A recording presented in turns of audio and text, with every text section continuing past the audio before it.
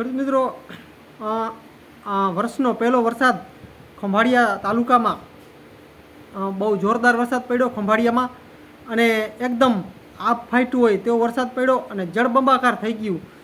તો વર્ષનો પહેલો વરસાદ જોઈ તો ઘણા વર્ષો થયા જે વરસાદની શરૂઆત થાય છે ત્યારે આવો બગડાટી બોલતો વરસાદ નથી આવતો. બહુ જોરદાર વરસાદ પડી ગયો મિત્રો. 8 થી 9 ઇંચ જેટલો વરસાદ પડ્યો, જે ન્યૂઝની અંદર મેં જોયું ગઈકાલે. 8 થી 9 ઇંચ જેટલો વરસાદ પડી ગયો.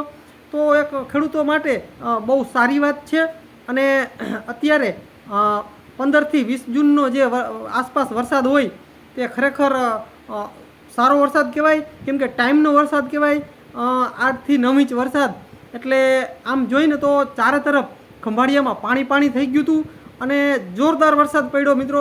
ખેડૂતોને ખરેખર આ જે વરસાદ પડ્યો ને તે ખેડૂતો માટે બહુ સારામાં સારો છે. ટાઈમનું વાવેતર થશે, કેમ કે ક્યારેક મિત્રો પછેડીવાર વરસાદ હોય, 4 છાંટા પડ્યા હોય અને ઘણી વખત ન્યૂઝમાં છપાઈને આવી જાય છે કે ખેડૂતો ખુશખુશાલ. તો એ 4 છાંટામાં જે પછેડીવાર જે શબ્દ છે તે ખેડૂતના જે પુત્રો દીકરા છે ખેડૂત તેને ખબર હશે કે પછેડીવાર છાંટા એટલે શું. તો ઘણી વખત ન્યૂઝવાળા છાપી નાખતા હોય છે, 4 છાંટા હોય અને લખી નાખે કે ખેડૂતો ખુશખુશાલ. પણ ખરેખર એ 4 છાંટામાં જે ખેડૂતો ખુશખુશાલ હોય એ ખેડૂતના દીકરાને જ ખબર હોય એ કેટલો ખુશખુશાલ છે. પણ આ જે કાલનો જે વરસાદ પડ્યો ખંભાળિયાની અંદર તે ખરેખર બહુ જોરદાર વરસાદ પડ્યો અને એકદમ ધોઈ નાખ્યું બધુંય. એટલે સારામાં સારો વરસાદ છે, કેમ કે ટાઈમસરનો વરસાદ છે. જે 15-20 જૂન આસપાસ વરસાદ હોય તો ખેડૂતોને ખબર છે કે કેટલો ફાયદો થતો હોય છે. મિત્રો, ટાઈમસરનો વરસાદ છે તો એમાં ફાયદો એક તો એ છે કે મગફળી જે છે તે વધારે ટાઈમ લે છે પાકવામાં અને એકદમ સારી ક્વોલિટી પાકે છે અને જોરદાર પાકે છે. વધારે ટાઈમ લેવાથી મગફળીનું વાવેતર વહેલું હોવાથી સમય વધારે લઈ જાય છે પાકવામાં, અને પાકવામાં સમય વધારે લે છે તો તેમાં નિપજલ માલ થાય છે અને સારી પાકે છે અને વજનમાં પણ વધારે થાય છે. તો તે ફાયદા છે. અને બીજી વસ્તુ કે જે ટાઈમસરની વાવણી હોય એટલે ખેડૂતોને આવતી જે સિઝન જે હોય છે પાછી શિયાળુ સિઝનમાં, તો શિયાળુ સિઝનમાં ટાઈમસરનું વાવેતર કરી શકે છે. તો એ પણ ખેડૂતોને ફાયદો છે. તો ખંભાળિયા આસપાસ વિસ્તારની અંદર ખરેખર બહુ સારો વરસાદ પડી ગયો અને જોરદાર વરસાદ પડી ગયો અને ખેડૂતોને મૂંઝાયા વગર વાવણી કરી શકશે. અને 8 થી 9 ઇંચ વરસાદ એટલે મિત્રો સામાન્ય વરસાદ ના કહેવાય, બહુ જોરદાર વરસાદ કહેવાય. આમાં નાના સૂના જે તરાવડા છે તે છલી ગયા હશે. અને આટલો વરસાદ એટલે બહુ સારો વરસાદ કહેવાય, કેમ કે મિત્રો કાલનો મેં જોયો તો વરસાદ ખેતરોમાં ચારે તરફ સેઢા પણ દેખાતા નહોતા અને એકદમ પાણી થઈ ગયું હતું ચારે બાજુ. તો ખંભાળિયા આસપાસ જે વિસ્તાર છે અમુક ટકા બારડી સાઈડનો પણ વિસ્તાર આવરી લીધો છે. તો વરસાદ બહુ જોરદાર છે ખંભાળિયા આસપાસ અને બહુ સારો વરસાદ છે. તો ખેડૂતો માટે એક ખુશીના સમાચાર કહેવાય, કેમ કે આજુબાજુના જે ખંભાળિયા વિસ્તારના ખેડૂતો છે તેને ટાઈમસરની વાવણી થશે અને વાવણી લાયક જોરદાર વરસાદ છે. આરામથી હજી તે ખેડૂતોને 2 થી 3 દિવસ તો લાગશે પડામાં ગળવતા, કેમ કે પડામાં અત્યારે ખેતરની અંદર ગારો હશે તો આરામથી વાવણી કરી શકશે અને ટાઈમસરની વાવણી થશે. કેમ કે ટાઈમસરની વાવણી થાય એક ખેડૂતને જ ખબર હોય કે એના કેટલા બધા ફાયદા છે. તો મેં ઘણા વર્ષોથી આ જોયું છે.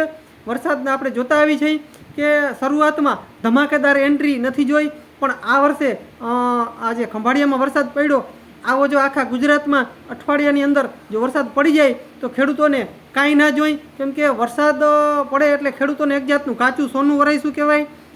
ખેડૂતો માટે ખુશખુશાલ કહેવાય. આ વર્ષનું જે અત્યારે જ્યાં વરસાદ પડી ગયો છે ત્યાં ખેડૂતોને બહુ સારામાં સારો પાક આવશે અને ફાયદો થશે અને પાણી પણ કૂવામાં આવી જશે એવું મને લાગી રહ્યું છે. કેમ કે 8 થી 9 ઇંચ વરસાદ એટલે બહુ જોરદાર વરસાદ કહેવાય. ન્યૂઝની અંદર પણ મેં જોયું વરસાદ સારો પડી ગયો છે.